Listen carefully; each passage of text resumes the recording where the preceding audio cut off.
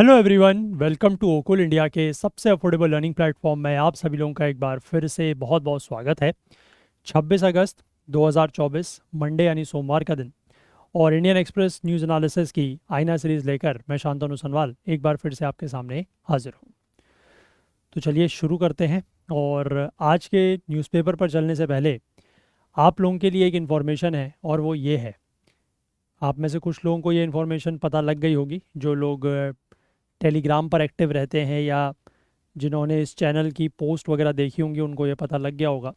But बाकी लोगों के लिए मैं ये कहना चाहता हूँ कि कई सारे स्टूडेंट्स की ये डिमांड थी कि सर सी सेट को लेकर कुछ किया जाए। लास्ट ईयर से ही इस तरीके की डिमांड्स हमारे पास आ रही थी, लेकिन पिछली बार हम लोग इसको लेकर कुछ कर नहीं पाए।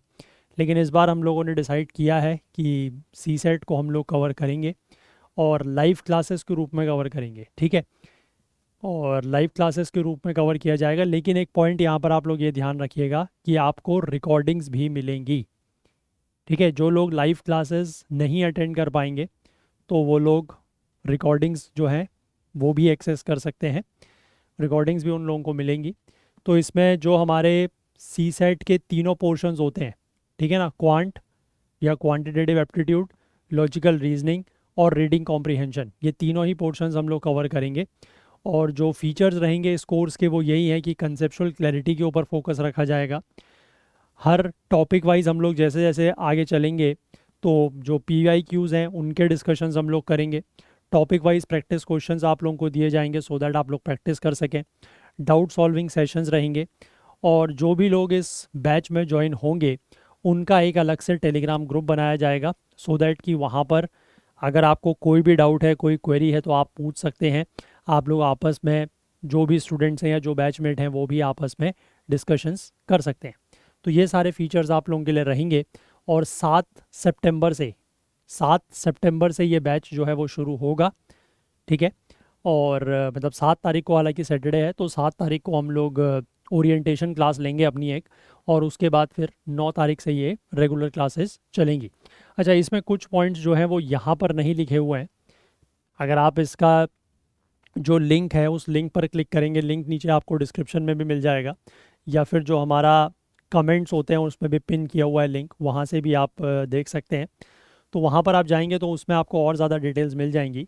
तो लाइव क्लासेस, जैसे कि मैं आपको थोड़ा सा अगर यहाँ पर बताऊँ, तो लाइव क्लासेस जो हैं वो मंडे टू फ्राइडे, ठीक है, यानी कि 5 डेज़ अ वीक रहेंगी।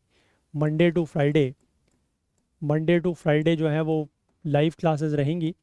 और टाइमिंग जो है इसकी 3 to 5 है, ठीक है, 3 to 5 PM, यानी कि दिन में 3 बजे से लेकर 5 बजे तक।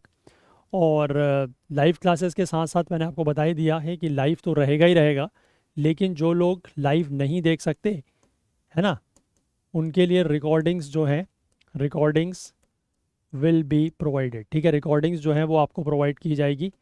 तो ऐसा नहीं है कि अगर आप लाइव क्लास मिस हो गई तो फिर आप क्या करें, तो रिकॉर्डिंग्स आपको प्रोवाइड की जाएंगी। और जब तक भी कोर्स की वैलिडिटी रहेगी, इस कोर्स की वैलिडिटी वैसे अगले साल, क्योंकि प्रीलिम्स 2025 के लिए कोर्स है और 25 मई को आप लोगों का प्रीलिम्स का एग्ज़ाम है, तो 31 मई तक इसकी वैलिडिटी रखी गई है।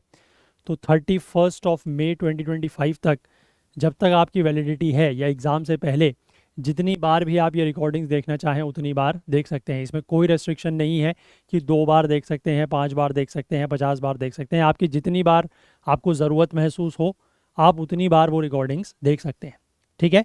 लाइव क्लास करने का बस एक यही फ़ायदा होता है कि अगर आपको कोई डाउट्स वगैरह हैं तो वो आप क्लास के साथ साथ ही उसको रिजॉल्व कर सकते हैं। अदरवाइज़ अगर आप रिकॉर्डिंग्स भी देखेंगे तो आप लोगों के पास ये जो टेलीग्राम ग्रुप का ऑप्शन दिया गया है, यहाँ पर आपको ज्वाइन किया जाएगा, आपको ऐड किया जाएगा, तो उसके बाद आप वहाँ से भी अपनी क्वेरीज या डाउट्स वगैरह जो है वो क्लियर कर सकते हैं, ठीक है। आई होप क्लियर है बात। और ये सारी फैसिलिटीज़ आपको इस बैच में मिल रही है ओनली एट 999, 999 में आपको ये पूरा का पूरा बैच मिल रहा है, लगभग 2 से ढाई महीने का। ये भी मैं बता दूं, कुछ लोगों को ये भी डाउट है कि सर कितना लंबा ये बैच रहेगा, तो अप्रॉक्सीमेट आप कह सकते हैं कि 2 से ढाई महीने का बैच रहेगा। 5 डेज़ अ वीक के हिसाब से हम लोग चलेंगे, बट थोड़ा बहुत हो सकता है कि कुछ आगे पीछे हो जाए। बट अभी के हिसाब से एस्टिमेटेड जो है वो 2 to 2.5 मंथ्स, यानी कि 7 अगर हम लोग सितंबर में शुरू कर रहे हैं तो सितंबर अक्टूबर, और आप ये मान के चलिए कि मिड नवंबर के आसपास ये बैच कंप्लीट हो जाएगा। ठीक है, तो अभी बिल्कुल मैं कहूँगा कि सही समय है ना, यही समय है, सही समय है। अभी आप चीज़ों को अगर कर लेते हैं, सी सेट को रख के, मतलब अभी आप नवंबर के महीने तक अगर सी सेट को एक बार करके साइड में रखते हैं तो वो आप लोगों के लिए काफ़ी बेटर है, क्योंकि उसके बाद आप लोगों को प्रैक्टिस करने का भी एक बहुत लंबा टाइम मिलेगा।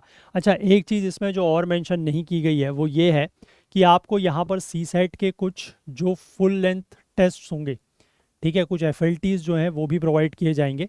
और बाकी जो भी इन्फॉर्मेशन है यहाँ पर वैसे सब कुछ दिया ही हुआ है, लेकिन कुछ और इन्फॉर्मेशन जो हैं वो आप नीचे डिस्क्रिप्शन में और पिन करके जो कमेंट दिया हुआ है उसमें डिटेल्स दी गई हैं, वहाँ पर आप जा सकते हैं और उसी लिंक के थ्रू आप लोग एनरोल भी कर सकते हैं।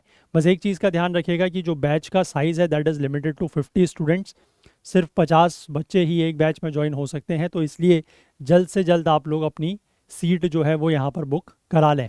ठीक है, आई होप क्लियर है। और अगर इस बैच से संबंधित कोई भी आपको क्वेरी है, कोई डाउट है, ठीक है, जो चीज़ें मैंने बताई उसके अलावा अगर किसी को कोई डाउट है तो यहाँ पर जो ये व्हाट्सएप नंबर दिया गया है 9150449990, इस पर आप कांटेक्ट कर लीजिएगा। यहाँ से आपका जो भी डाउट वगैरह है वो सॉल्व कर दिया जाएगा।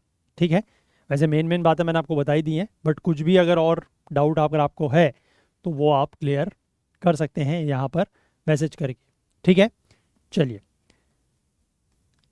और बाकी अगर आपको हमारे एफर्ट्स जो हैं वो हेल्पफुल लग रहे हैं तो मैं आप लोगों से रिक्वेस्ट करूँगा कि प्लीज़ सभी लोग जो भी इन सेशंस को यूट्यूब पर देख रहे हैं, हमारे आईना सीरीज़ के सेशंस को, अगर उनको ये सेशंस हेल्पफुल लग रहे हैं तो प्लीज़ आप लोग इस क्यूआर कोड और इस यूपीआई आईडी का यूज़ करके अपनी तरफ से कंट्रीब्यूशंस करते रहें। जितना आप लोग ज़्यादा से ज़्यादा कंट्रीब्यूशंस करेंगे उतना ही ये सेशंस जो हैं वो यूट्यूब पर इसी तरीके से चलते रहेंगे। अदरवाइज़ इन सेशंस को यूट्यूब पर कंटिन्यू करना will be will not be an easy task. ठीक है, एक थोड़ा सा मुश्किल हो सकती है आने वाले समय में।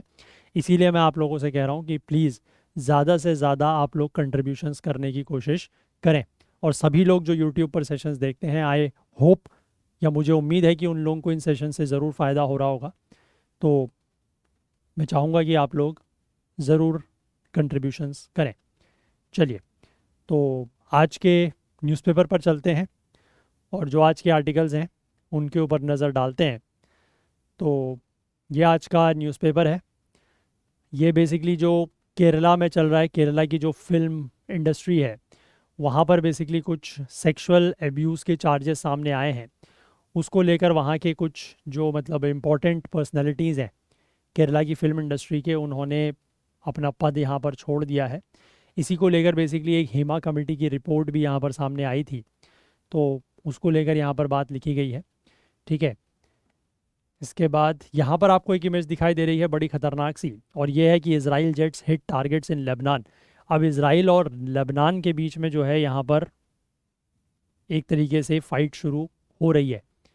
ठीक है, मैंने आपको पहले ही बताया था लेबनान में जो मिलिटेंट ग्रुप है एक तरीके से हिजबुल्लाह, उनके बीच में और इज़राइल के बीच में अब यहाँ पर हमले शुरू हो रहे हैं। ठीक है, तो ये यहाँ पर बात लिखी गई है। बाकी हम लोग अगर आगे बढ़ेंगे तो इस बीच में कुछ ऐसा सच खास नहीं है। हम लोग सीधे एक्सप्लेन्ड वाले पेज पर ही आएंगे और यहाँ पर बेसिकली हमें 2-3 आर्टिकल डिस्कस करने हैं। सरकार ने एक नई पेंशन स्कीम, एक नई पेंशन योजना जो है वो लागू की है, जिसका नाम है यूपीएस, यूनिफाइड पेंशन स्कीम। इससे पहले जो है वो एक नेशनल पेंशन स्कीम या जिसको न्यू पेंशन स्कीम भी कहा जाता था वो आई थी, और उससे पहले जो है वो ओल्ड पेंशन स्कीम या ओपीएस जो पहले से हुआ करती थी वो थी। तो इसके बारे में हम लोग यहाँ पर डिस्कस करेंगे कि ये यूपीएस क्या है और कैसे ये एनपीएस और ओपीएस से अलग है। ठीक है, तो इस बारे में यहाँ पर बात होगी। इसके बाद यहाँ पर लिथियम माइनिंग की वजह से चिली के जो एटाकामा डेजर्ट है, और एटाकामा डेजर्ट का बेसिकली जो सॉल्ट फ्लैट का रीजन है वो धंस रहा है, it is sinking due to lithium mining. तो ऐसा ही स्टडी में सामने आया है, इसकी बात हम लोग करेंगे। और यहाँ पर सरकार ने अभी इसी महीने जो है वो 3 नए रामसर साइट्स जो हैं वो डिक्लेयर किए हैं, अनाउंस किए हैं। तो वो 3 रामसर साइट्स कौन से हैं और रामसर साइट्स बेसिकली होते क्या हैं और वेटलैंड्स को प्रोटेक्शन की ज़रूरत क्यों है, उसके बारे में भी हम लोग यहाँ पर बात करेंगे। ठीक है, और कल के न्यूज़पेपर में, कल संडे था हालांकि हम लोगों ने सेशन नहीं लिया, पर 2 आर्टिकल्स जो हैं वो थोड़ा सा इंपॉर्टेंट है, उनके बारे में भी डिस्कस करेंगे। ठीक है, तो पहले आज वाले आर्टिकल्स देख लेते हैं, ये 3 आर्टिकल्स हैं इंपॉर्टेंट। उसके बाद फिर जो वो कल वाले न्यूज़पेपर के 2 आर्टिकल्स हैं वो हम लोग डिस्कस करेंगे। ठीक है, चलिए तो पहले एक एक करके इन आर्टिकल्स को देख लेते हैं। तो सबसे पहला आर्टिकल हमारे पास यही है, that is UPS versus NPS versus OPS. ठीक है, अब देखो, ये परसों स्कीम लॉन्च हुई है सैटरडे के दिन। केंद्र सरकार ने या फिर केंद्रीय कैबिनेट ने अप्रूव किया है यूनिफाइड पेंशन स्कीम, है ना, यूनिफाइड पेंशन स्कीम इसका नाम है। और ये सरकारी अफसरों को एश्योर्ड पेंशन देगा आफ्टर रिटर्न। अब यहाँ पर एक टर्म दिया गया है एश्योर्ड पेंशन। अब ये एनपीएस में बेसिकली नहीं हुआ करता था, इसको अभी हम आगे समझेंगे कि एनपीएस से ये कैसे अलग है। ठीक है, रिटायरमेंट के बाद गवर्नमेंट एम्प्लॉयज़ को, जो सरकारी कर्मचारी हैं, उनको रिटायरमेंट के बाद एश्योर्ड पेंशन जो है वो इस स्कीम के तहत मिलेगी। ये स्कीम जो है वो लागू कब से होगी? अगले साल से, यानी कि अगला साल जो नया वित्तीय वर्ष होगा शुरू 1 अप्रैल 2025, वहाँ से ये स्कीम जो है वो लागू होगी। और यहाँ पर एक पॉइंट जो है आप ज़रूर नोट डाउन करें कि ये जो गवर्नमेंट एम्प्लॉयज़ लिखा गया है ना, ये सिर्फ अभी फ़िलहाल, मतलब स्कीम जो है ये सिर्फ सेंट्रल गवर्नमेंट के एम्प्लॉयज़ के लिए है। ठीक है, गवर्नमेंट एम्प्लॉयज़ मतलब जो केंद्रीय सरकार में, जो केंद्रीय सरकार में, जो भारत सरकार में काम करते हैं उनके लिए। जो राज्यों की सरकार में काम करने वाले गवर्नमेंट एम्प्लॉयज़ हैं उनके लिए ये स्कीम नहीं है। ठीक है, वो अपने हिसाब से स्कीम जो है वो इसके आधार पर लॉन्च कर सकते हैं, बट एज सच ये स्कीम यूपीएस जो स्कीम है वो सेंट्रल गवर्नमेंट एम्प्लॉयज़ के लिए है। ठीक है, यहाँ तक आप बात समझ गए। चलो इसके बाद आगे देखो, पिछले कुछ सालों में, ये वाला पोर्शन बेसिकली मैंने हाईलाइट इसलिए नहीं किया है क्योंकि not as such important for exam. मैं आपको यहाँ पर बता देता हूँ क्या लिखा हुआ है कि पिछले कुछ सालों में जो पॉलिटिकल अपोजिशन है, पॉलिटिकल अपोजिशन मतलब जो विपक्षी पार्टियाँ हैं, उन्होंने क्या किया कि जब सरकार ने ये एनपीएस लॉन्च किया था, जिसको नेशनल पेंशन स्कीम या न्यू पेंशन स्कीम भी कहा जाता है, जब सरकार ने वो लॉन्च करी तो उसके बाद कई सारे जो सरकारी कर्मचारी थे, जो गवर्नमेंट एम्प्लॉयज़ थे, वो खुश नहीं थे। और इसी नाराज़गी को, या आप कह सकते हैं कि वो सरकार से नाराज़ थे, तो इसी नाराज़गी का फ़ायदा जो है वो अपोजिशन ने या विपक्ष ने उठाया है। ठीक है, अब कांग्रेस की जब सरकार हिमाचल प्रदेश में आती है 2023 में, राजस्थान या छत्तीसगढ़ में जब इनकी सरकार हुआ करती थी 2022 में, और आम आदमी पार्टी की सरकार हुआ करती थी, हुआ है अभी भी, मतलब पंजाब में, इन्होंने जो है वो वापस से ओल्ड पेंशन स्कीम में ये लोग चले गए। ठीक है, क्योंकि इनकी यही मांग थी कि लोगों का जो विचार है या जो लोगों की मांग है, लोग एनपीएस से खुश नहीं हैं। अब वो एनपीएस में क्या था क्या नहीं था, वैसे हम लोगों ने पहले एनपीएस वर्सेस ओपीएस को डिस्कस किया है, मुझे अच्छे से याद है, हमने एनपीएस वर्सेस ओपीएस को अच्छे से डिस्कस किया हुआ है, लेकिन फिर भी यहाँ पर हम लोग एक बार उसको देखेंगे। ठीक है, देखो अब यहाँ पर क्या लिखा है। अभी अभी एक चीज़ का और ध्यान रखें, ये भी माना जा रहा है कि जो सरकार ने ये नई स्कीम या नई योजना को लॉन्च किया है, ये इसलिए किया है क्योंकि अभी आने वाले समय में कुछ राज्यों में चुनाव होने हैं, और चुनाव के समय में सरकार इस तरीके की योजनाएं इसलिए लेके आती है ताकि जो वोटर्स हैं उनको अट्रैक्ट किया जा सके, है ना, वोटर्स को अपनी तरफ लुभाया जा सके। तो 2 राज्यों में तो ऑलरेडी चुनाव जो है वो डिक्लेयर हो चुके हैं, मतलब अनाउंस हो गए हैं, that is in Jammu Kashmir और हरियाणा। और इसके बाद अभी हालांकि 2 राज्यों में चुनाव इस साल के अंत तक और होने हैं, वो है महाराष्ट्र और झारखंड, लेकिन इनके चुनाव अभी अनाउंस नहीं किए गए हैं। महाराष्ट्र में चुनाव अनाउंस नहीं करने के पीछे जो इलेक्शन कमीशन ने तर्क दिया वो ये है कि जम्मू कश्मीर में सिक्योरिटी फोर्सेस की रिक्वायरमेंट ज़्यादा होती है, इसलिए हम लोग महाराष्ट्र में चुनाव अभी नहीं करा सकते साथ में। मतलब आप ये देखिए, मैं इसको क्रिटिसिज्म के रूप में नहीं कह रहा हूँ, बट मैं एक बात कह रहा हूँ, सिर्फ इस बात को समझिएगा कि सरकार जो है वो जोर देती है वन नेशन वन इलेक्शन। ठीक है, वन नेशन वन इलेक्शन का मतलब है 28 राज्य 8 यूनियन टेरिटरीज। ठीक है, 28 राज्य 8 यूनियन टेरिटरीज, 8 में से चलो लेजिस्लेटिव असेंबलीज तो सिर्फ 2 के पास ही हैं, अब ये तीसरा जम्मू कश्मीर हो गया, 3 हो गए, अगर आप 8 में से बाकी हटा भी दो 5 हो गए, मतलब 5 को हटा दो 3 हो गए, तो 28 राज्य 3 केंद्र शासित प्रदेश इनके विधानसभा के चुनाव और साथ में पूरे के पूरे देश के 28 राज्य और 8 केंद्र शासित प्रदेशों के लोकसभा के चुनाव सरकार कहती है कि हम इन सबको एक साथ कराएंगे, that is one nation one election. But यहाँ पर 4 राज्यों के चुनाव एक साथ नहीं हो पा रहे हैं, ठीक है। सिक्योरिटी फोर्सेस का या सिक्योरिटी रीजंस का हवाला दिया जा रहा है। आप समझ रहे हैं बात को मैं क्या कह रहा हूँ, कि 4 राज्यों के चुनाव यहाँ पर नहीं हो पा रहे हैं एक साथ, लेकिन कहा यह जा रहा है कि हम वन नेशन वन इलेक्शन कराएंगे, ठीक है। चलो वो थोड़ा सा अलग मुद्दा था, बट जस्ट यहाँ पर ये इशू आया तो मैंने उसको थोड़ा सा आपको बताया। चलो हम फिलहाल वापस यूपीएस पर आते हैं। UPS, what does the UPS entail, मतलब इस यूपीएस में क्या क्या चीज़ें हैं, ठीक है। देखो यूपीएस मैंने आपको पहले बताया कि यूपीएस प्रॉमिस करता है रिटायरी को, रिटायरी मतलब जो व्यक्ति रिटायर हो रहा है उसको एक फिक्स्ड पेंशन ये प्रॉमिस करता है, अनलाइक द एनपीएस। एनपीएस में ऐसा नहीं था, ठीक है। जो नेशनल पेंशन स्कीम या न्यू पेंशन स्कीम थी उसमें ऐसा नहीं था, ठीक है, उसमें फिक्स पेंशन वाला सिस्टम नहीं था। तो this was one of the major criticisms of the NPS, और यही जो है वो एनपीएस का एक बहुत बड़ी आलोचना या क्रिटिसिज्म था। अब सरकार ने जो यहाँ पर नोटिफिकेशन जारी किया है इसके अनुसार एनपीएस की जो विशेषताएं या फीचर्स हैं वो 5 बताई गई हैं। सबसे पहला है एश्योर्ड पेंशन। इसमें लिखा है कि this would amount to 50% of the employees average basic pay drawn over the last 12 months before superannuation for the minimum qualifying service of 25 years, ठीक है। यानी कि कोई व्यक्ति जो रिटायर होने वाला है, ठीक है, उसके, अच्छा यहाँ पर एक टर्म दिया गया दैट इज सुपर एन्यूशन। सुपर एन्यूशन और रिटायरमेंट में अंतर ये होता है, रिटायरमेंट इज जस्ट कि आप कहीं पर जॉब कर रहे हैं और एक पर्टिकुलर डेट तक करेंगे, फ्रॉम द नेक्स्ट डे आप नहीं करेंगे क्योंकि आपका जो टाइम पीरियड है उस ऑर्गेनाइजेशन में वो पूरा हो गया, दैट इज़ रिटायरमेंट, ठीक है। लेकिन रिटायरमेंट के साथ आपको अगर कोई इस तरीके के पेंशन बेनिफिट्स या कुछ भी बेनिफिट्स मिले तो that is known as superannuation, ठीक है। बस इतना ही अंदर होता है इसमें, सिंपल टर्म्स में आप उसको रिटायरमेंट भी मान सकते हैं। तो यहाँ पर ये लिखा है कि जो व्यक्ति रिटायर हो रहा है उसके रिटायरमेंट की डेट से 12 महीने पहले यानी कि 1 साल पहले तक वो जितनी बेसिक पे ड्रॉ कर रहा था, जितनी उसको बेसिक पे मिल रही थी, अब हो सकता है कि 12 महीने के दौरान उसकी बीच में कभी पे बढ़ गई हो, तो उस सब का एवरेज लिया जाएगा और उस एवरेज का 50%, 50% जो है वो एश्योर्ड पेंशन के रूप में मिलेगा, ठीक है। लेकिन ये कंडीशन उसमें लागू होगी अगर उसने 25 साल की सर्विस की है तो।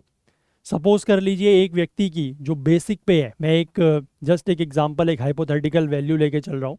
मान लीजिए किसी व्यक्ति की जो बेसिक पे है वो 50,000 है, सपोज करिए महीने की, तो 50,000 है तो पिछले 5 साल का मतलब क्या हो जाएगा, मतलब उसका अगर आप 12 महीने का एवरेज निकालोगे, है ना, अगर उसके हर महीने की 50,000 की ही सैलरी है बेसिक पे, ठीक है, बाकी उसमें अलाउंसेज ऐड नहीं कर रहे हैं, तो बेसिक पे अगर 50,000 की है मान लीजिए, तो 50,000 की बेसिक पे का मतलब हो गया कि एवरेज अगर आप निकालेंगे 12 महीने का तो 50,000 ही आएगा। तो उस 50,000 का 25% कितना हो गया, सॉरी 50% कितना हो गया, 25,000। तो 25,000 रुपये जो है वो उस व्यक्ति को क्या मिलेगी, पेंशन मिलेगी, समझ गए, ये इसका मतलब है।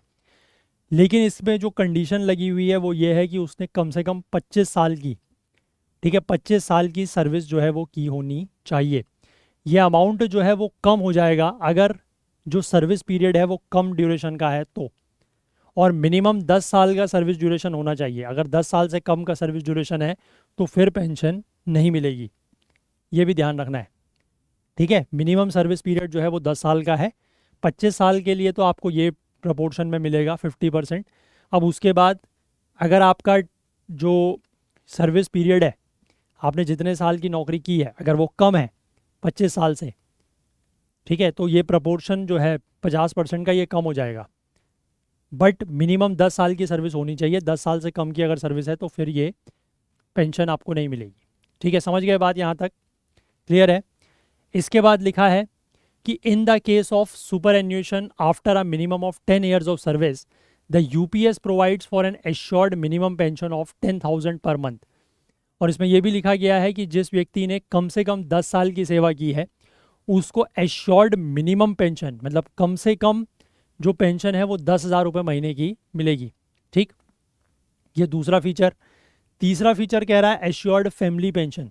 इसमें यह लिखा है कि अगर मान लीजिए जो व्यक्ति रिटायर हुआ है, जब उसकी डेथ हो जाती है तो उसकी जो इमीडिएट फैमिली है, यानी कि उसके जो वाइफ है या जो उसके बच्चे हैं, उनको 60% of the pension last drawn by the retiree.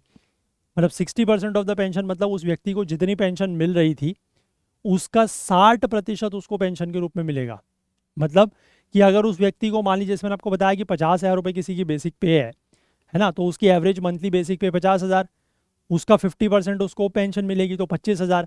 अब 25,000 का, और उस व्यक्ति की अगर डेथ हो जाती है तो उसके बाद जो उसके इमीडिएट फैमिली है उसको उस 25,000 का 60%, 25,000 का 60% विल बी 15,000।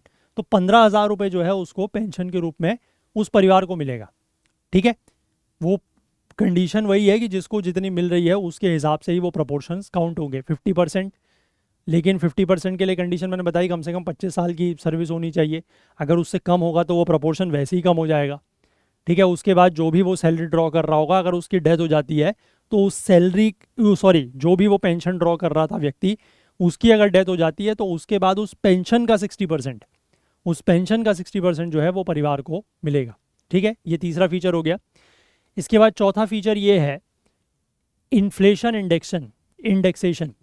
इसका मतलब ये है कि डियरनेस रिलीफ जो है वो इन तीनों ही तरह की पेंशन्स पे जो है वो अवेलेबल होगा, और ये कैलकुलेट किया जाएगा on the basis of all India consumer price index for industrial workers as is the case with serving employees. मतलब जैसे सर्विंग एम्प्लॉयज़ को भी जो डीए वगैरह दिया जाता है ना, डियरनेस अलाउंस वगैरह, क्योंकि डियरनेस अलाउंस इसीलिए दिया जाता है क्योंकि इन्फ्लेशन बढ़ रहा है ना, महंगाई बढ़ती है, तो इन्फ्लेशन की वजह से ही जैसे सर्विंग एम्प्लॉयज़ को डियरनेस रिलीफ या डियरनेस अलाउंस दिया जाता है, उसी तरीके से वो इन पेंशन्स पर भी लागू होगा। कि ऐसा नहीं है कि आज व्यक्ति को अगर पेंशन इतनी मिल रही है तो वो आने वाले 5 साल 10 साल के बाद भी उतनी ही मिलेगी। ठीक है, अगर इन्फ्लेशन बढ़ेगा तो सीपीआई आईडब्ल्यू के हिसाब से, यानी कि जो all India consumer price index for industrial workers है, उसके बेसिस पर कैलकुलेट करके इन जो सैलरी है वो रिवाइज, सॉरी, जो पेंशन है वो रिवाइज की जाएगी। समझ गए बात? क्लियर है? इसके बाद जो यहाँ पर लास्ट फीचर दिया गया है, दैट इज फिफ्थ फीचर, वो ये है कि लमसम पेमेंट एट सुपर एन्यूशन। जब वो रिटायर हो रहा है तो उसको एक लमसम पेमेंट की बात भी की गई है। तो ये बेसिकली ग्रेचुइटी के अलावा होगा। ग्रेचुइटी में भी यही होता है कि कुछ पैसा आपको एक लमसम अमाउंट दिया जाता है, तो उसके अलावा ये बात कर रहे हैं। And will be calculated as 1/10 of the monthly emolument, that is pay plus the dearness allowance on the date of superannuation for every 6 months of service completed। ठीक है, इसके में ये है कि जितना वो व्यक्ति, मतलब जब वो व्यक्ति रिटायर हो रहा है तो उसको जो मंथली पैसा मिल रहा था बेसिक पे प्लस डियरनेस अलाउंस, उसका 1/10, ठीक है, उसका 1/10 जो है वो उसको क्या मिलेगा, वो एज अ लमसम अमाउंट के रूप में मिल जाएगा। ठीक है, ये यहाँ पर दिया गया है। तो आई होप ये पांचों फीचर आप समझ गए। इसके बाद लिखा गया है कि what was the NPS and why was it introduced. ठीक है, कि एनपीएस या न्यू पेंशन स्कीम या नेशनल पेंशन स्कीम जो है वो क्या थी और इसको क्यों इंट्रोड्यूस किया गया था। तो इसकी अगर हम बात करें तो एनपीएस ने ओपीएस को, जो ओल्ड पेंशन स्कीम है, उसको रिप्लेस किया था 1 जनवरी 2004 को, 2004 को, as a part of the centre's effort to reform India's pension policy. केंद्र सरकार उस समय ये चाहती थी कि भारत की जो पेंशन की नीतियां हैं, पेंशन पॉलिसीज़ हैं, उसमें कुछ सुधार या रिफॉर्म किया जाए। तो उसी के तहत ये एनपीएस स्कीम जो है वो इंट्रोड्यूस की गई थी, और उसमें ये लिखा था कि those joining government service after this date were put under the NPS. और इसमें ये कहा गया था कि जो भी लोग 2004 के बाद, 1 जनवरी 2004 के बाद गवर्नमेंट सर्विस में आ रहे हैं, उनको एनपीएस के अंदर रखा जाएगा। अब ओपीएस में क्या होता था, देखो पहले अगर हम ओपीएस की बात करें तो ओपीएस में क्या होता था कि pension to government employees both at the centre and the states was fixed at 50% of the last drawn basic pay, like in the proposed UPS. ठीक है, जैसे यूपीएस में भी यही बोला गया है ना कि जो लास्ट पे उसकी सैलरी है ना, उसका 50% उसको सैलरी, उसको एज अ पेंशन मिलती थी। तो वही यूपीएस इसमें भी था, ओपीएस में। और साथ ही साथ डियरनेस रिलीफ, उसका भी उसमें ऑप्शन था calculated as a percentage of the basic salary to adjust for the increase in cost of living. वही मैंने बताया कि जैसे जैसे आपका इन्फ्लेशन हो रहा है, इन्फ्लेशन बढ़ रहा है, तो उससे एडजस्ट करने के लिए उसमें डियरनेस रिलीफ का ऑप्शन भी था ओपीएस में।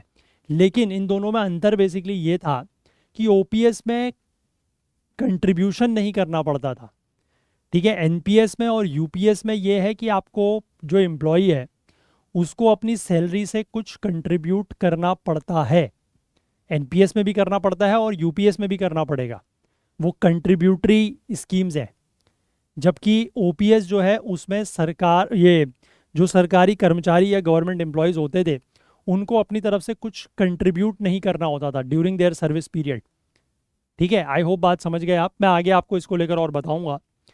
तो अब ये एनपीएस जो है वो इंट्रोड्यूस की गई थी अटल बिहारी वाजपेयी की सरकार के दौरान, क्योंकि उसमें एक फंडामेंटल प्रॉब्लम जो है वो ये बताई गई कि दैट इट वाज अनफंडेड। मैंने आपको बताया ना कि उसमें कोई पैसा कहीं से आता नहीं था, सिर्फ और सिर्फ सरकार को ही पैसा देना होता था। तो उसके लिए कोई there was no corpus specifically for the pension. तो पेंशन के लिए कोई कॉर्पस या कोई, मतलब एक तरीके से आप कह सकते हैं कि कोई फंड वगैरह नहीं था। और ओवर द टाइम, समय के साथ साथ, इसकी वजह से हुआ क्या कि सरकार की जो पेंशन लाइबिलिटी है वो बढ़ती चली गई, ठीक है। फिजिकली वो अनहेल्दी स्टेट में पहुंच गई, अगर अनसस्टेनेबल आप उसको नहीं भी कहें, बट वो फिर भी स्थिति जो है काफ़ी ज़्यादा ख़राब होती चली गई।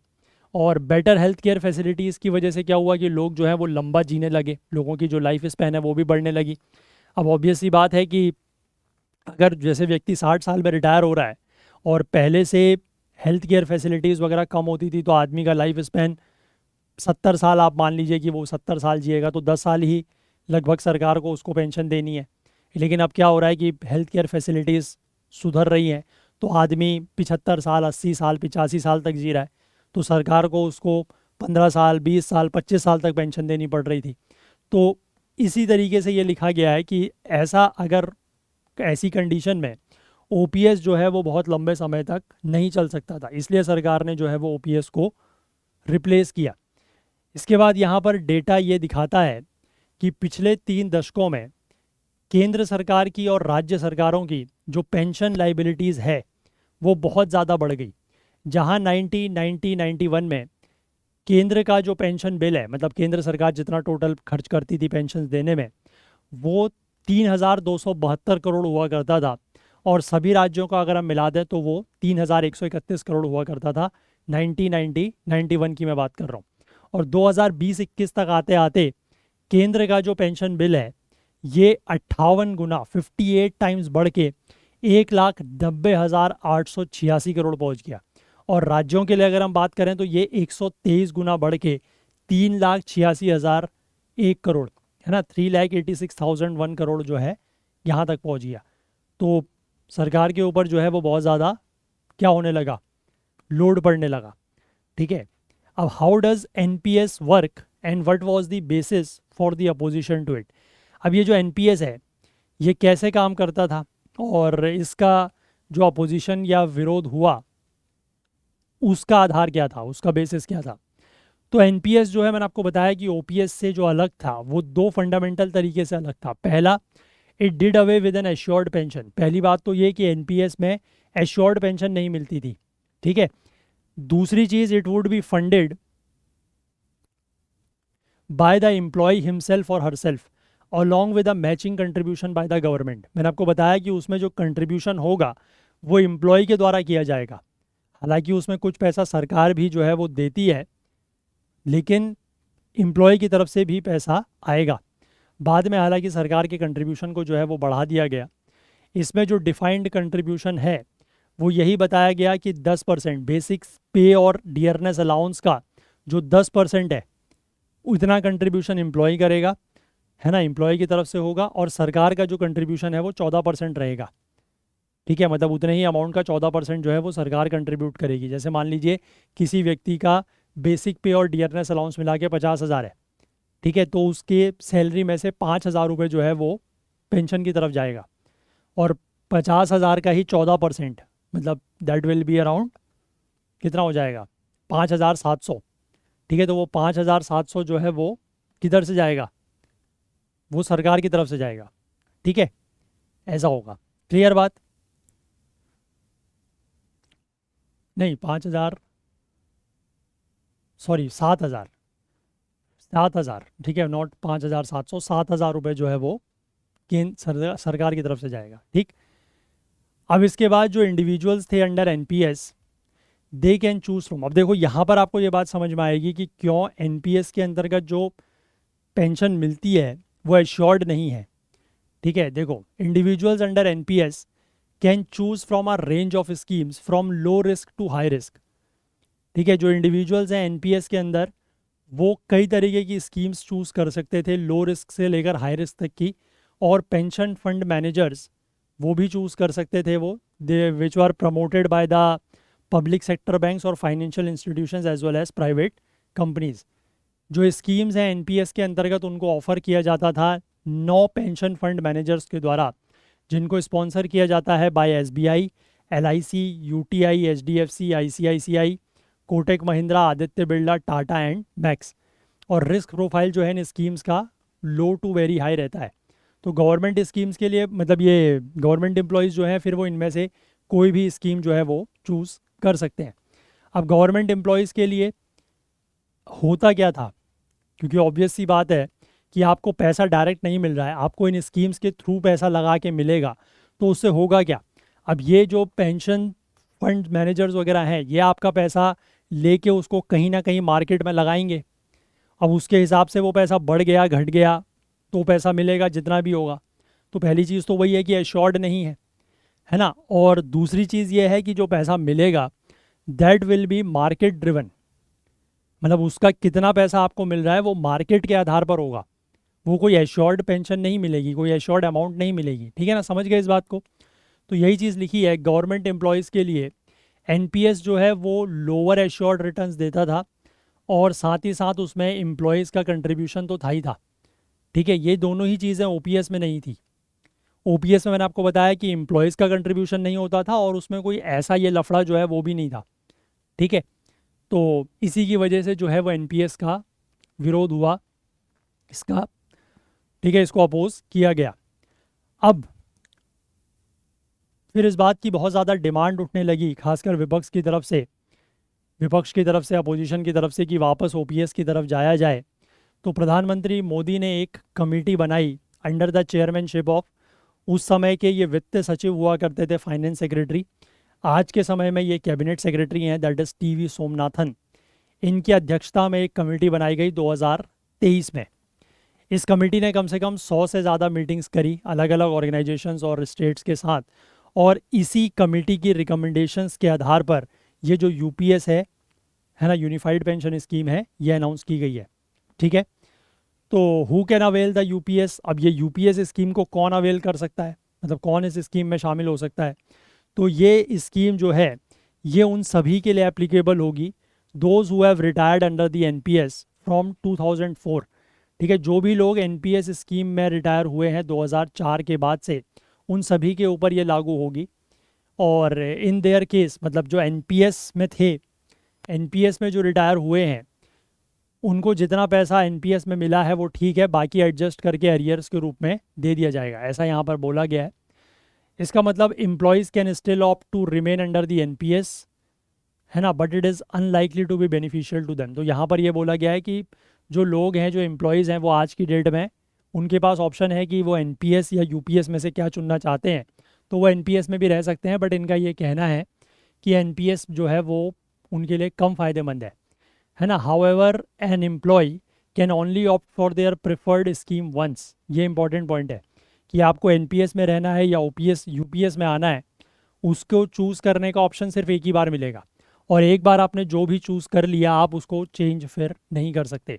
Currently the new scheme is for central government employees but states can adopt it as well. मैंने आपको यही बताया कि जो ये स्कीम है ये सिर्फ अभी सेंट्रल गवर्नमेंट के एम्प्लॉयज़ के लिए है, लेकिन जो स्टेट्स हैं वो भी इसको अडॉप्ट कर सकते हैं।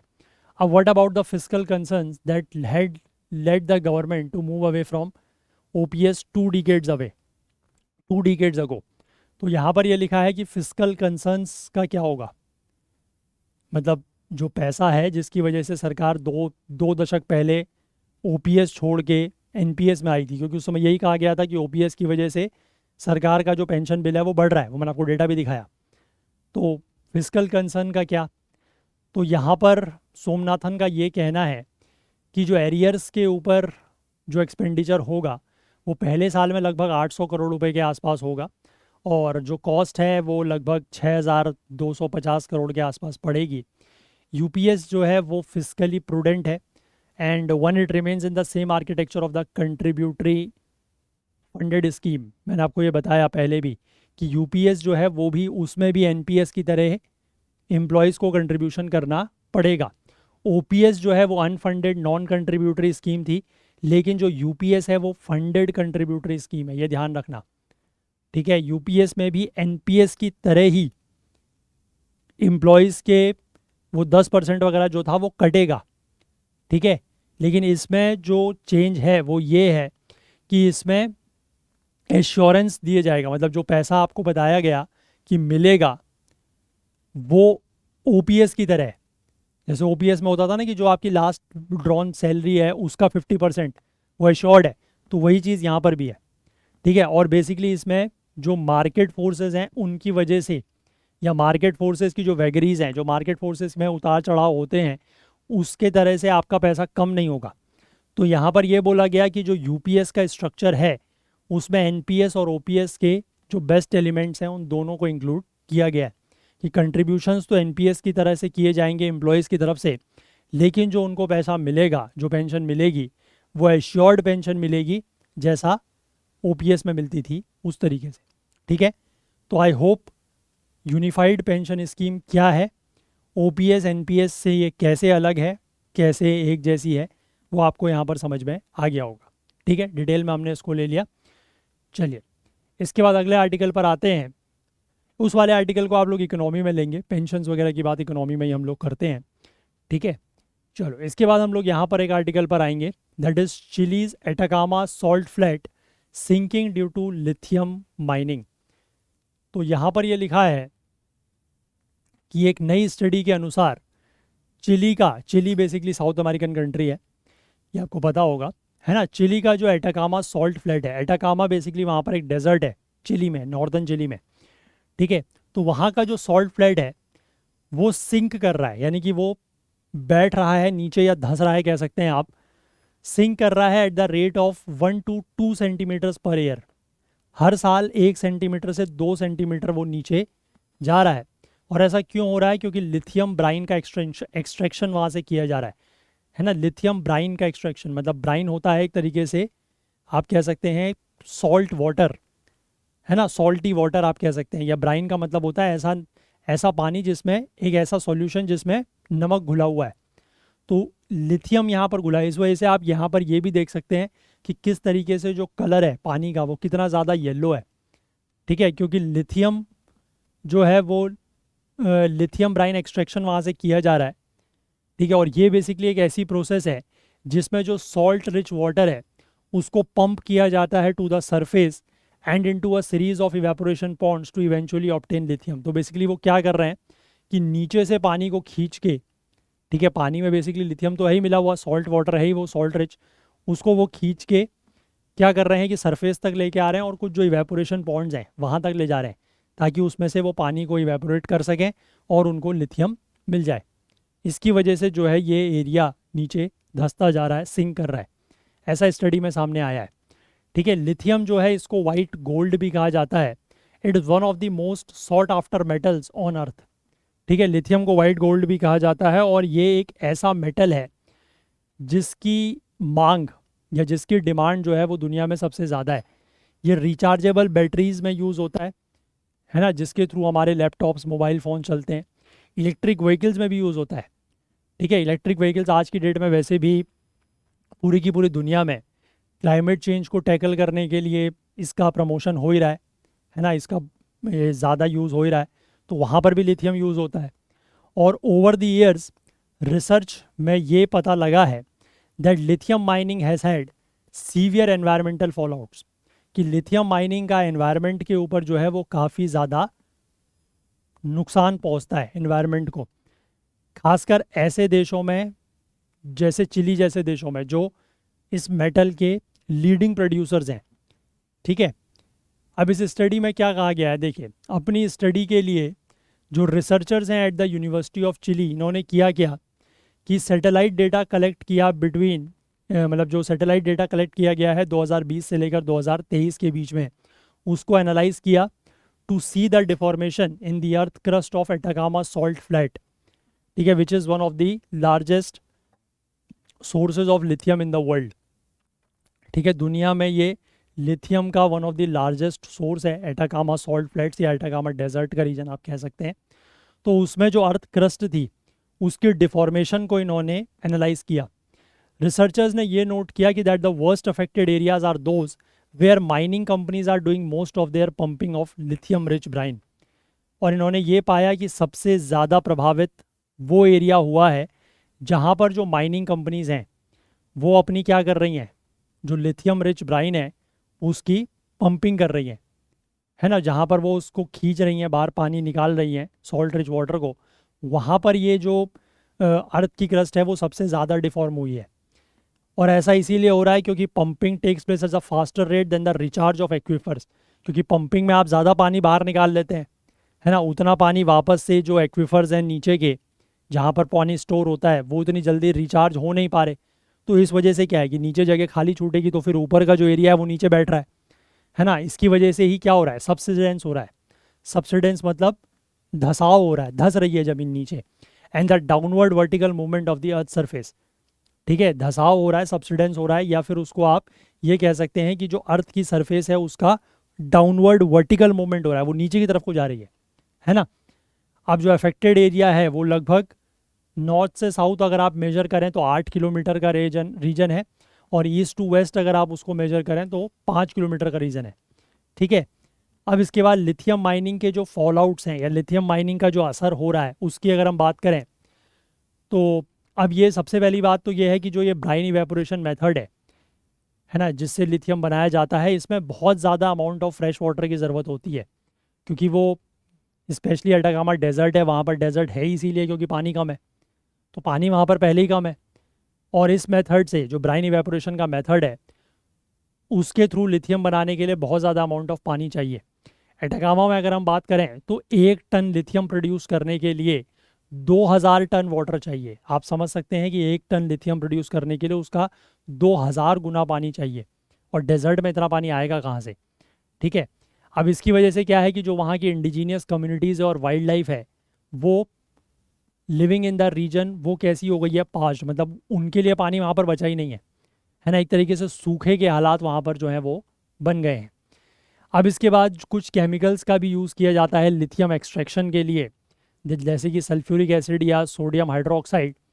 इसकी वजह से जो मिट्टी है और वहाँ का जो पानी है वो भी क्या हो रहा है, दूषित हो रहा है, कंटेमिनेट हो रहा है, और इसकी वजह से जो इकोसिस्टम है वो पॉइजन होता जा रहा है ना, वहाँ पर जहर फैल रहा है, और जो लोकल स्पीशीज़ हैं वो एक्सिस्टेंशियल थ्रेट यानी कि अपने अस्तित्व का खतरा उनके ऊपर बना हुआ है।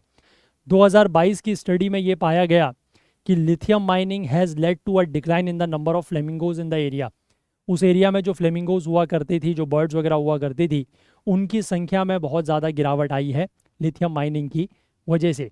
और ऐसा क्यों हुआ है, क्योंकि एटाकामा में पानी का लेवल गिर गया है, और पानी का लेवल गिरने की वजह से जो फ्लेमिंगोज हैं वो उस रीजन में सस्टेन नहीं कर पा रहे हैं, सस्टेन और रिप्रोड्यूस नहीं कर पा रहे हैं, तो इस वजह से उनकी संख्या में जो है वो सिग्निफिकेंट डिक्लाइन देखने को मिला है, ठीक है। तो आई होप आप ये बात समझ गए लिथियम माइनिंग को लेकर, और किस तरीके से यहाँ पर जो है वो लिथियम माइनिंग करने की वजह से सब्सिडेंस वगैरह देखने को मिल रहा है, ठीक है। क्लियर हो गया ये भी। चलो इसके बाद हम लोग नेक्स्ट आर्टिकल पर आएंगे, जो हमारा रामसर साइट्स वाला आर्टिकल है। Government announces 3 new Ramsar sites and why do wetlands need protection. तो पहले तो जो 3 नई रामसर साइट्स डिक्लेयर की गई हैं हम उन्हीं को देख लेते हैं, वो कौन कौन सी हैं। तो इसी के साथ कुल मिला के मैं आपको बताऊं कि भारत में अब रामसर साइट्स की संख्या हो गई है 85, ठीक है। 2 साल पहले हम लोगों ने इसको लेकर एक डिटेल वीडियो बनाया था, एक मैप भी हमारी वेबसाइट पर हम आपको देते हैं जिसमें 75 रामसर साइट्स की लिस्ट दी गई है, मतलब ऑन द मैप दिया गया है, और साथ ही साथ वो रामसर साइट किस राज्य में है, कब उसको डिक्लेयर किया गया, और कितना उसका एरिया है वो सब भी दिया हुआ है। तो उस मैप को हम लोग अपडेट करने की कोशिश करेंगे। फ़िलहाल 75 रामसर साइट्स का वहाँ पर डेटा है, वो 2 साल पुराना है, उसको हम लोग कोशिश करेंगे अपडेट करने की। लेकिन फ़िलहाल यहाँ पर अब 85 हो चुकी हैं। तो 3 जो अभी नई डिक्लेयर हुई है उनकी अगर मैं बात करूँ, तो इनमें से 2 जो हैं वो हैं तमिलनाडु में, और एक जो है that is in Madhya Pradesh. ठीक है, तो तमिलनाडु में अगर मैं बात करूँ तो that is Nanjarayan bird sanctuary. Nanjarayan bird sanctuary, पहले ये एक इरिगेशन टैंक हुआ करता था on the banks of river Noyyal. Noyyal नदी के तट पर इरिगेशन टैंक हुआ करता था। ये अब एक बायोडाइवर्सिटी हॉटस्पॉट बन गया है which supports a wide range of avifauna. Avifauna मतलब बर्ड्स वगैरह, ठीक है, जैसे कि Eurasian coot, spot billed duck, many types of herons and various migratory birds, ये यहाँ पर रहते हैं, मतलब आते जाते रहते हैं। और ये लोकल जो फिशर फोक हैं उनको भी लाइवलीहुड प्रोवाइड करता है। फिशर फोक मतलब जो मछलियाँ वगैरह पालते हैं, है ना, उनको भी ये सपोर्ट करता है। इसके बाद दूसरा जो है तमिलनाडु का ही, that is Kazhuveli sanctuary. Kazhuveli sanctuary ये कोरोमंडल कोस्ट में लोकेटेड है। It is one of the largest brackish water wetlands in South India. South India का ये one of the largest brackish water, मतलब not fresh water, brackish water salt wetland है South India में। यहाँ पर salt marshes, mud flats और shallow water जो हैं वो इसकी वजह से ये कई सारी ग्लोबली एंडेंजर्ड स्पीशीज़ का जो है वो घर बन चुका है, like the black headed ibis और ग्रेटर फ्लेमिंगो, और कुछ जो माइग्रेटरी बर्ड्स हैं उनके लिए भी ये एक स्टॉप ओवर बन गया है। मतलब वहाँ पर भी वो कुछ समय के लिए आके माइग्रेटरी बर्ड्स भी रुकती हैं, और इस रीजन की वाटर टेबल को मेंटेन करने के लिए भी ये इम्पॉर्टेंट है। इसके बाद जो तीसरा है that is Tawa reservoir. Tawa reservoir जो है वो मध्य प्रदेश में है, and it is created due to the damming of Tawa river. Tawa river जो है उसमें डैम बनाया गया है, तो उसकी वजह से ये रिजर्वायर बना है। ये मैसिव विंटरिंग ग्राउंड है माइग्रेटरी बर्ड्स के लिए। यहाँ पर माइग्रेटरी बर्ड्स जो हैं वो विंटर के समय में आती हैं, और रीजनल वाटर मैनेजमेंट के लिए भी ये ज़रूरी है। ये फार्म लैंड्स को इरिगेशन वाटर प्रोवाइड कर रहा है, लोकल कम्युनिटीज़ को ड्रिंकिंग वाटर प्रोवाइड कर रहा है, और जो लोकल फिशरीज़ हैं वो भी इसकी वजह से सस्टेन कर रही हैं। ठीक है, तो ये 3 जो नए ऐड हुए हैं वो आप यहाँ से ज़रूर ध्यान रखें, that is Nanjarayan bird sanctuary Tamil Nadu, Kazhuveli sanctuary again Tamil Nadu, और तवा रिजर्वायर इन मध्य प्रदेश। ठीक है, चलो अब इसके बाद हम यहाँ पर आगे देखते हैं। तो यहाँ पर लिखा है कि इस महीने की शुरुआत में जो हमारे यूनियन एनवायरनमेंट मिनिस्टर हैं, केंद्रीय पर्यावरण मंत्री भूपेंद्र यादव, इन्होंने 3 नए रामसर साइट्स को डिक्लेयर अनाउंस किया है। मैंने बता ही दिया, 2 तमिलनाडु में, 1 मध्य प्रदेश में, और भारत में अब कुल मिला के 85 इस तरीके की साइट्स हो गई हैं। रामसर साइट्स की मैं बात कर रहा हूँ, और जो लगभग 13,58,068 हेक्टेयर्स में फैली हुई है। रामसर साइट जो है वो इस तरीके के वेटलैंड्स होते हैं designated to be of international importance under the Ramsar convention of 1971। 1971 में एक रामसर कन्वेंशन साइन हुआ था, है ना। तो उसके अनुसार रामसर साइट्स ऐसे वेटलैंड्स हैं जो कि इंटरनेशनल इंपॉर्टेंस के बन चुके हैं। ठीक है, जो वेटलैंड्स इंटरनेशनल इंपॉर्टेंस के हैं वो रामसर साइट्स में इंक्लूड किए जाते हैं as per the Ramsar convention of 1971। ठीक है, अब यहाँ पर अगला सवाल ये कि वेटलैंड्स होते क्या हैं। देखो, जो कन्वेंशन है, जो रामसर कन्वेंशन है, वो डिक्लेयर करती है या डिफाइन करती है वेटलैंड्स को as areas of marsh, fen, peatland और वाटर। ठीक है, ऐसा एरिया जैसे जहाँ पर पानी है या दलदल जैसा कोई एरिया है, चाहे वो नेचुरल हो या आर्टिफिशियल हो, परमानेंट हो या टेम्परेरी हो। ठीक है, जहाँ पर पानी रुका हुआ हो, स्टैटिक हो या पानी फ्लोइंग हो, बह रहा हो, फ्रेश वाटर हो, ब्रैकिश वाटर हो, सॉल्टी वाटर हो, कुछ भी हो। ठीक है, और ऐसे एरियाज ऑफ मरीन वाटर जहाँ पर जो लो टाइड की डेप्थ है, जो लो टाइड की डेप्थ है वो 6 मीटर से ज़्यादा नहीं है। ठीक है, where the areas of marine water the depth of which at low tide does not exceed 6 metres. ठीक है, 6 मीटर से ज़्यादा नहीं हो, तो ऐसे एरियाज़ को डिफाइन किया गया है एज आ वेटलैंड। अब अगर हम वैसे देखें तो सारे के सारे जो लेक्स हैं, सारे के सारे जो रिवर्स हैं, जो अंडरग्राउंड एक्वीफर्स हैं, स्वैम्स हैं, मार्शेज हैं, और बाकी ऐसे मेजर वाटर बॉडीज़, उन सभी को भी वेटलैंड्स माना जा सकता है इस डेफिनेशन या क्राइटेरिया के अकॉर्डिंग। ठीक है, बट वो ध्यान रखें कि अभी हम बात कर रहे हैं वेटलैंड्स की, हम रामसर साइट्स की बात नहीं कर रहे हैं। वेटलैंड्स की बात कर रहे हैं, ठीक है। अब यूएस एनवायरमेंटल प्रोटेक्शन एजेंसी के अनुसार wetlands are among the most productive ecosystems in the world comparable to rain forest and coral reefs. कि जिस तरीके से रेन फॉरेस्ट और कोरल रीफ्स में जो प्रोडक्टिविटी होती है इकोसिस्टम की वो बहुत ज़्यादा होती है, उसी तरीके से जो वेटलैंड्स हैं वो भी one of the most productive ecosystems माने गए हैं। यहाँ पर कई सारे microbes, plants, insects, birds, fish और मैमल्स जो हैं वो इस इकोसिस्टम का मतलब वेटलैंड इकोसिस्टम का पार्ट हो सकते हैं। वेटलैंड जो है वो क्लाइमेट कंडीशंस को भी रेगुलेट करने में मदद करता है। कैसे? Through carbon sequestration. Carbon sequestration का मतलब है कि एटमॉस्फेयर से कार्बन को एब्जॉर्ब करके स्टोर करना, ठीक है। ये कार्बन को स्टोर करते हैं within their plant communities and soil instead of releasing it to the atmosphere as carbon dioxide, ठीक है। ये अपने जहाँ मतलब जो भी वेटलैंड्स में प्लांट होंगे या जो इनकी सॉइल होगी, मिट्टी होगी, वहाँ पर ये क्या करेंगे, कार्बन को स्टोर कर लेंगे, ठीक है। उसको कार्बन डाइऑक्साइड के रूप में रिलीज़ नहीं करेंगे। और साथ ही साथ जब एक्सट्रीम वेदर कंडीशंस होती हैं, है ना, या वेदर इवेंट्स होते हैं जैसे कि स्टॉर्म्स, तूफान आ गया, फ्लड्स आ गई, बाढ़ आ गई, तो उस समय पे ये एक बफर के रूप में भी काम करते हैं, ठीक है, इस तरीके के एक्सट्रीम वेदर इवेंट्स के इम्पैक्ट के against. And this is all the more important with climate change increasing the frequency and severity of such incidents. क्योंकि क्लाइमेट चेंज की वजह से इस तरीके के जो इंसिडेंट्स हैं एक्सट्रीम वेदर इवेंट्स के, उनकी सीवियरिटी भी बढ़ रही है, यानी कि वो बहुत ज़्यादा सीवियर हो रहे हैं, और उनकी फ्रीक्वेंसी भी बढ़ रही है। तो ऐसे समय में ये वाला जो इसका एक आप कह सकते हैं करेक्टरिस्टिक है, वो बहुत ज़्यादा इंपॉर्टेंट हो जाता है कि they act as a buffer, ठीक है। अब वेटलैंड्स को खतरा क्या है, वेटलैंड्स को थ्रेट क्या है, तो इसकी अगर हम बात करें तो UK based wildfowl and wetlands trust के अनुसार wetlands are one of the world's most threatened habitats and endangered species, ठीक है। सबसे ज़्यादा जिस हैबिटेट को खतरा है वो वेटलैंड्स है, वन ऑफ द मोस्ट, ऐसा यहाँ पर कहा गया है। और रामसर कन्वेंशन का जो ग्लोबल वेटलैंड आउटलुक है 2018 का, उसमें ये एस्टिमेट किया गया है कि 1970 से लेकर 2015 के बीच में कम से कम 35%, 35% ऑफ द ग्लोबल वेटलैंड जो है वो लॉस्ट हो गए हैं, खो गए हैं। और ऐसा क्यों हुआ है? एंथ्रोपोजेनिक फैक्टर्स या ह्यूमन फैक्टर्स की वजह से।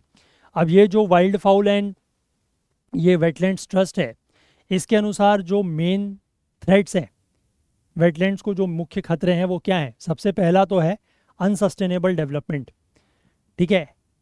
87% of the world wetlands have been lost in the last 300 years. पिछले 300 सालों में दुनिया के 87% वेटलैंड जो हैं वो खो गए हैं। और क्यों खो गए हैं, किस वजह से?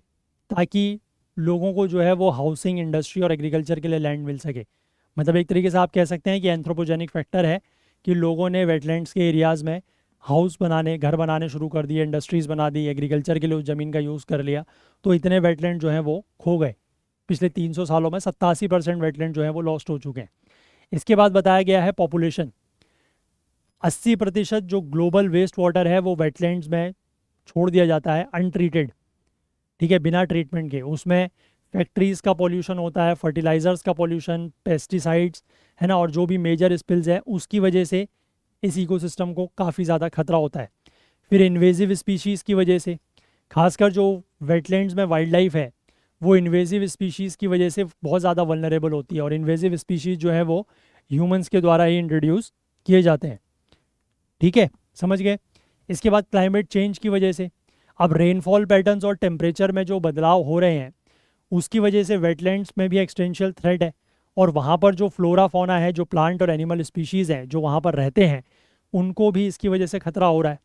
अब यहाँ पर सरकार की रिपोर्ट ये कहती है कि जो वेटलैंड्स का डिग्रेडेशन हो रहा है और वेटलैंड्स जो श्रिंक कर रहे हैं, सिकुड़ रहे हैं इंडिया में, उनके पीछे 3 कारण बताए हैं। सबसे पहला है एंक्रोचमेंट, यानी कि उनका अतिक्रमण हो रहा है, ठीक है, उनमें घेराबंदी की जा रही है, लोग उन ज़मीनों को कब्जा कर रहे हैं उनके ऊपर।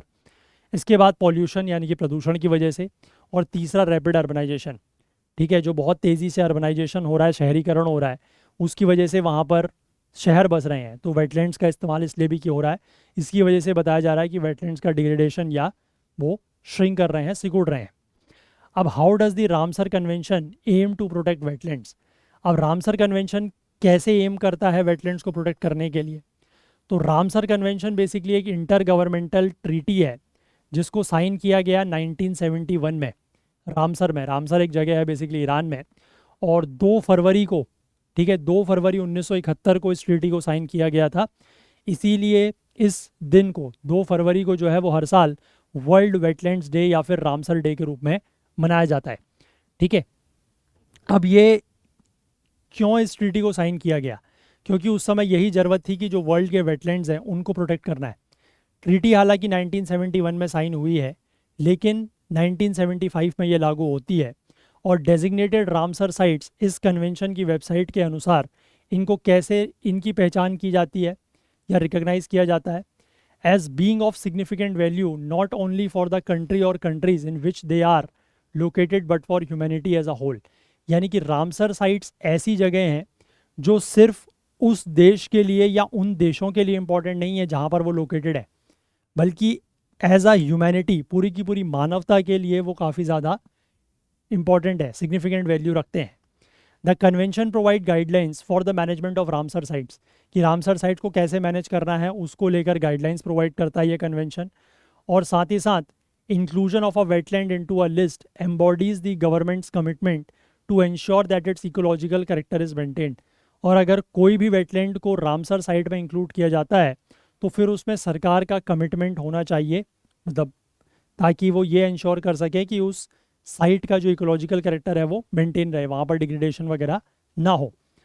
अब इसके बाद जो रामसर साइट के लिए जो सिलेक्शन होता है वो वेरियस डिफाइंड क्राइटेरियाज हैं उसके आधार पर होता है। उसमें यह है कि जो वेटलैंड का रोल है, जो वहाँ की प्लांट स्पीशीज़ या एनिमल स्पीशीज़ को अपने critical stage in their life cycle में अगर वो सपोर्ट कर रहा है तो उस साइट को रामसर साइट के रूप में इंक्लूड किया जा सकता है। और या फिर एडवर्स कंडीशंस के दौरान अगर वो उनको रिफ्यूज दे रहा है, पनाह दे रहा है, तो इसलिए हो सकता है। बाकी भी कुछ और उसके क्राइटेरियाज हैं। ठीक है, अब करेंटली जो कन्वेंशन है इसमें 172 कंट्रीज़ हैं। ठीक है, 172 इसके सिग्नेटरी कंट्रीज़ हैं who are obligated to create wetland reserves and promote the wise use of wetland habitats। India ने इस कन्वेंशन को 1982 में ज्वाइन किया। इनिशियली इंडिया में 2 साइट्स हुआ करती थी रामसर साइट्स, एक उड़ीसा का चिल्का लेक और दूसरा राजस्थान का जो केवलादेव नेशनल पार्क है वो। आज की डेट में अगर हम बात करें तो इंडिया एक ऐसी कंट्री है जिसमें सबसे ज़्यादा वेटलैंड्स ये रामसर साइट्स हैं एशिया में। ठीक है, इसमें जो हमारा गेंजेटिक डेल्टा वाला रीजन है वहाँ पर सुंदरबंस है, वो भी इसका पार्ट है। और हाई एल्टीट्यूड लेक, अगर लद्दाख में हम लेक्स की बात करें तो सो मोरेरी और ये पेंगोंग सो लेक, ये भी रामसर साइट्स हैं। ठीक है, तो टोटल मैंने आपको बताया कि 85 साइट्स हैं। 75 साइट्स की लिस्ट आपको हमारे वेबसाइट पर भी हमने मैप्स प्रोवाइड जहाँ किए हैं वहाँ मिल जाएगी। और वीडियो भी अगर आप सर्च करेंगे तो इसी चैनल पर आपको वीडियो भी मिल जाएगा। 2 पार्ट्स में वीडियो बनाया गया है, लेकिन उसमें वही है कि 75 की लिस्ट आपको मिलेगी। हम बाकी उसको अपडेट करके आपको जो है वो प्रोवाइड कर देंगे मैप को। ठीक है, तो आई होप क्लियर है यहाँ तक सब कुछ। चलिए, तो ये बेसिकली आज के जो हमारे 3 आर्टिकल्स थे वो हो गए। अब हम लोग कल के जो 2 आर्टिकल थे उनको थोड़ा सा अगर देख लें तो कल के न्यूज़पेपर में फ्रंट पेज पर यह न्यूज़ थी कि Adani and Birla keen to tap Mongolian copper but face logistic challenge.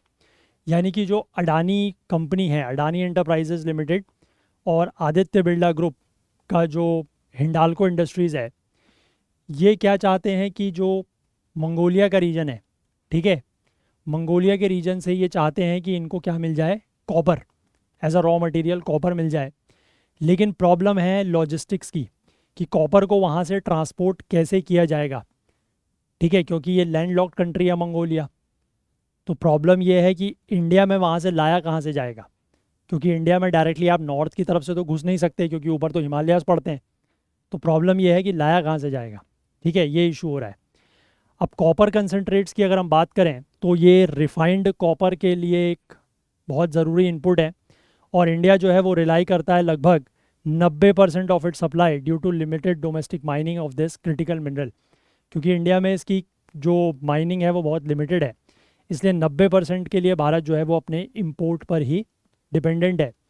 और इंडिया के जो इंपोर्ट हैं वो ज़्यादातर इंडोनेशिया, चिली और ऑस्ट्रेलिया से आते हैं।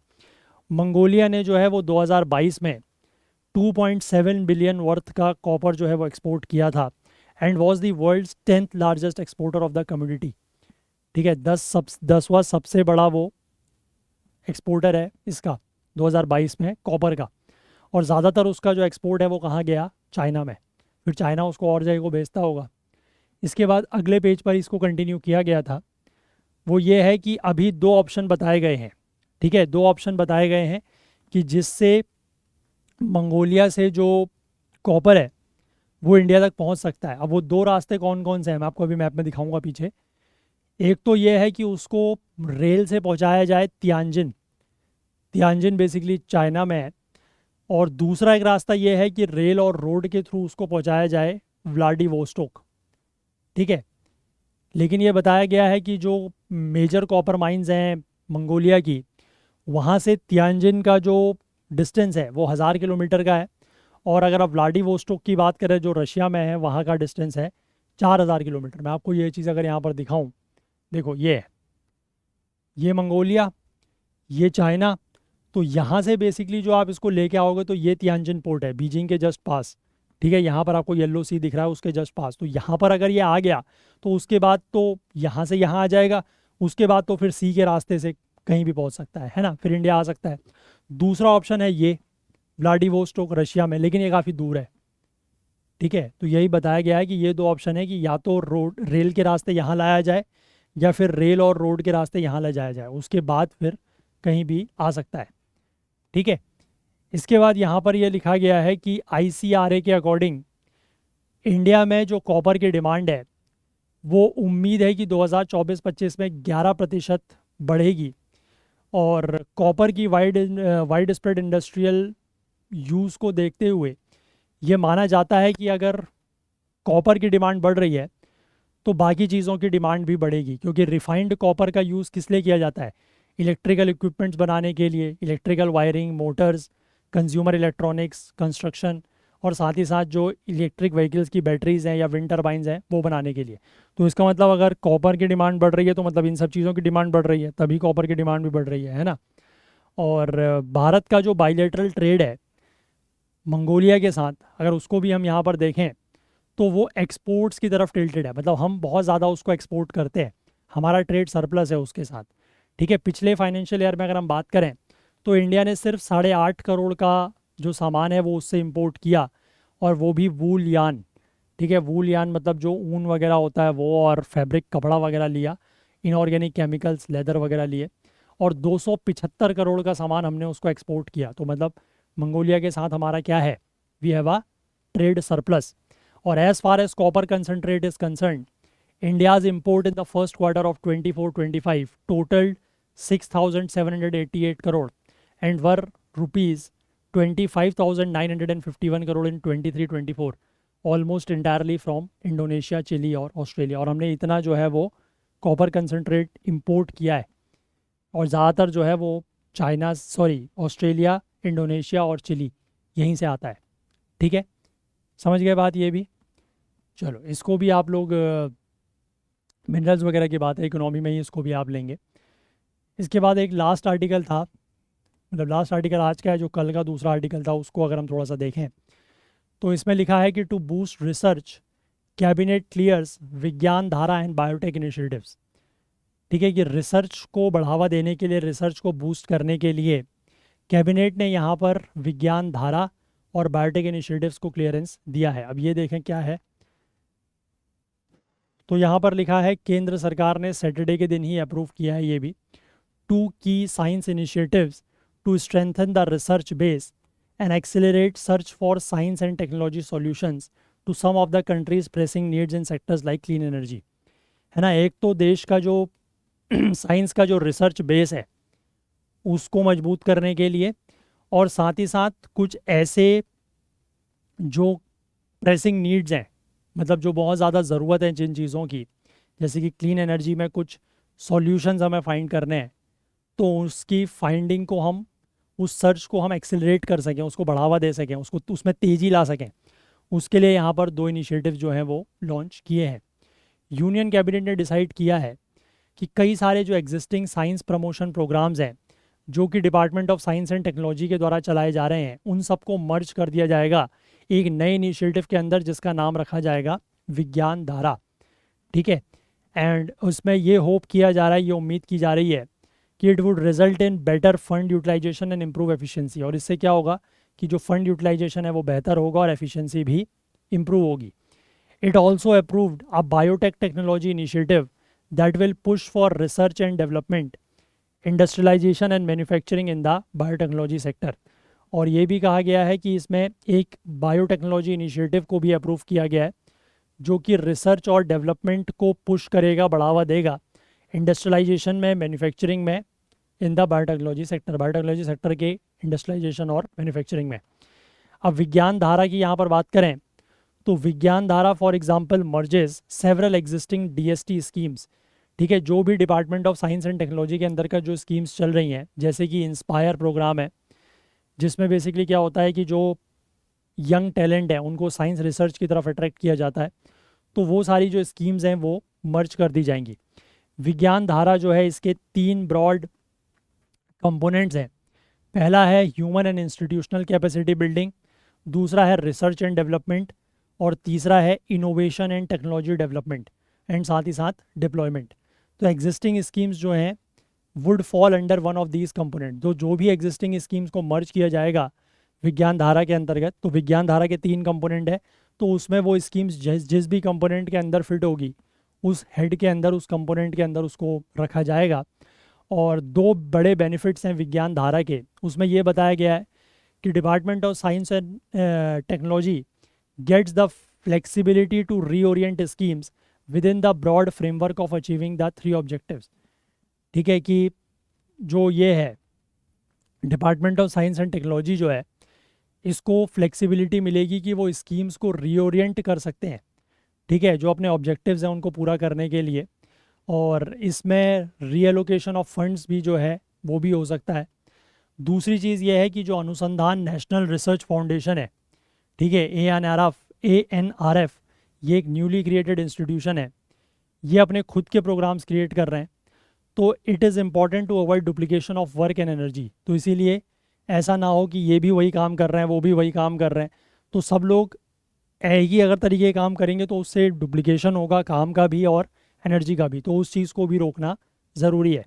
The flexibility of the DST to refashion its existing programs helps in this as well. तो जो DST के कुछ के पास जो फ्लेक्सिबिलिटी होगी कि वो अपने एग्जिस्टिंग प्रोग्राम्स को रीफैशन या उनमें चेंजेस कर सकता है, तो उससे इसमें भी मदद मिलेगी। इसके बाद बायोटेक्नोलॉजी साइड की अगर मैं बात करूं तो जो नए इनिशिएटिव हैं वो क्या हैं? To support innovation driven research and development across 6 thematic areas.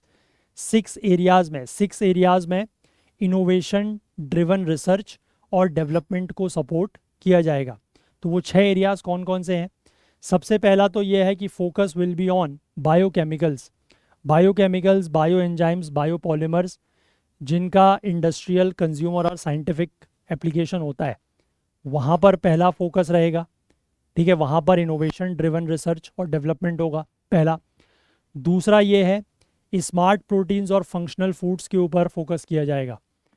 ठीक है, अब यहाँ पर ये चीज़ बोली गई है कि भारत में जो one of the critical challenges है वो ये है कि 140 करोड़ जनता को फीड करना, इतने लोगों को खिलाना। तो इसलिए ये जो सेकंड पिलर है ये फंक्शनल फूड्स के डेवलपमेंट के ऊपर ध्यान देगा, जिससे क्या होगा कि जो लैंड बेस्ड फूड प्रोडक्शन है उसको थोड़ा सा ये कॉम्प्लीमेंट करेगा, तो इसलिए लैंड रिसोर्सेज के ऊपर प्रेशर कम पड़ेगा। तीसरा फोकस जो है वो बायोथेरेप्यूटिक्स के ऊपर होगा।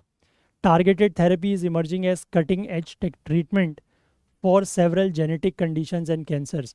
मतलब बायोटेक्नोलॉजी का यूज़ जो इसमें किया जाता है बीमारियों के इलाज में, उसके ऊपर फोकस होगा, उसको कहा जाता है बायोथेरेप्यूटिक्स। ठीक है, सॉरी, जो fourth will be focus on agriculture, supporting development for bio fertilisers and bio pesticides.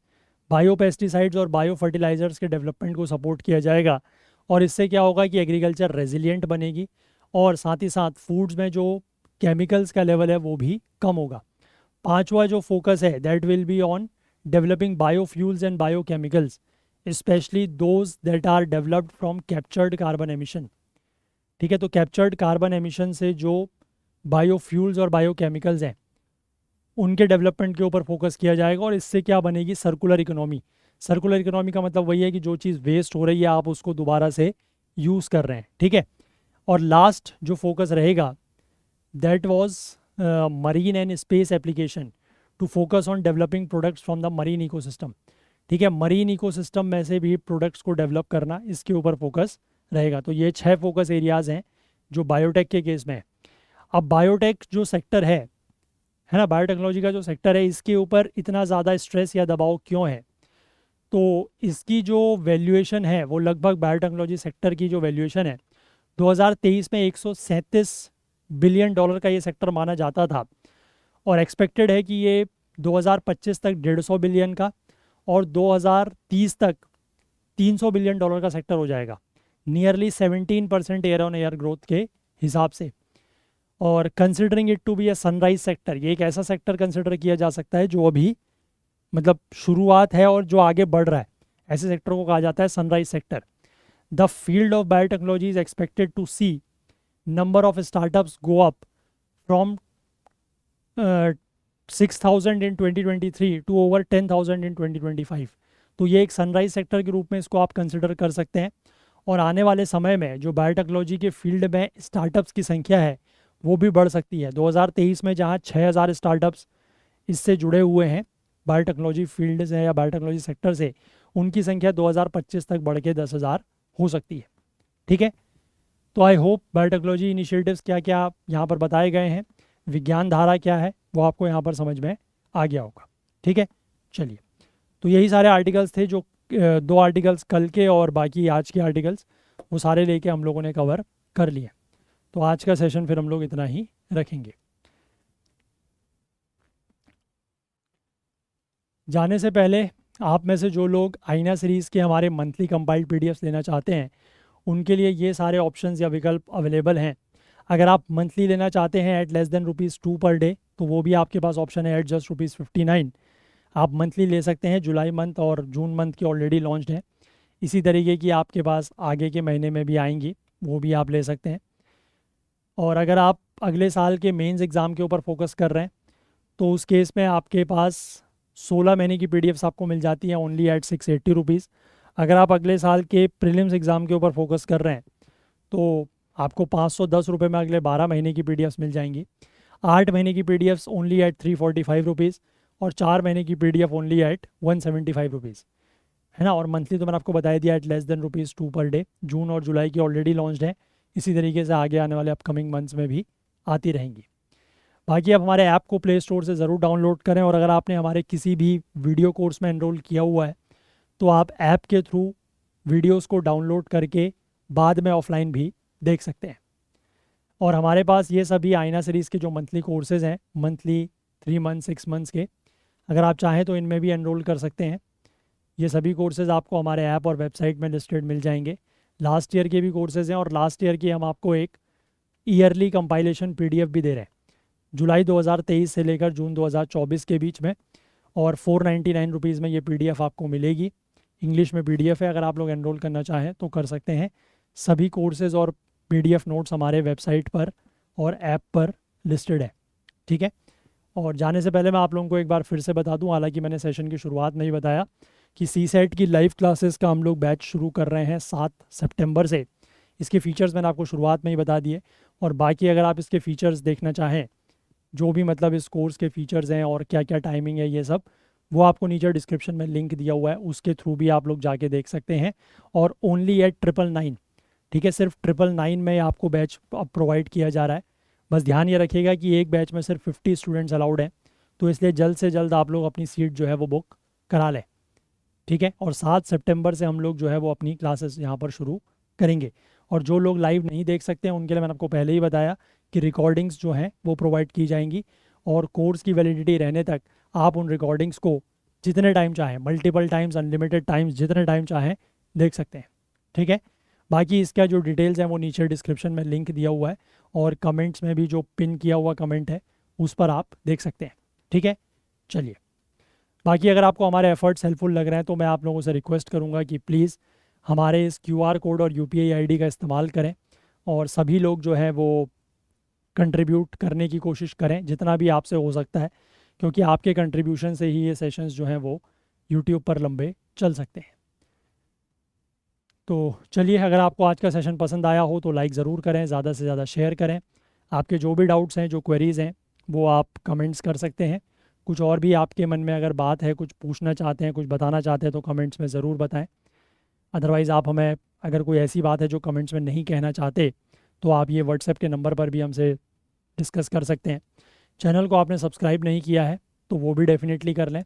Bell icon press करना ना भूलें ताकि वीडियोस की नोटिफिकेशन आपको ऑन टाइम मिल सके, और साथ ही साथ अपना प्यार, अपना सहयोग, अपना कंट्रीब्यूशन हमारे साथ बनाए रखें। हाईलाइटेड आर्टिकल्स आपको करंट अफेयर्स ओकुल टेलीग्राम चैनल पर मिलते हैं, जिसका लिंक नीचे डिस्क्रिप्शन में दिया हुआ है। इसके लिए आपको ये चैनल ज्वाइन करना होगा, है ना, और डिस्क्रिप्शन में लिंक है ही है। बाकी आप इसको करंट अफेयर्स ओकुल सर्च करके भी ज्वाइन कर सकते हैं, या इस QR कोड को स्कैन करके भी ज्वाइन कर सकते हैं। ठीक है, चलिए, तो आज के लिए इतना ही रखते हैं, बाकी कल को फिर से मिलेंगे इंडियन एक्सप्रेस न्यूज़ एनालिसिस के आईना सीरीज़ के साथ। तब तक के लिए अपना बहुत बहुत ध्यान रखें। Please do take care of yourself. Thank you, have a nice day, bye bye.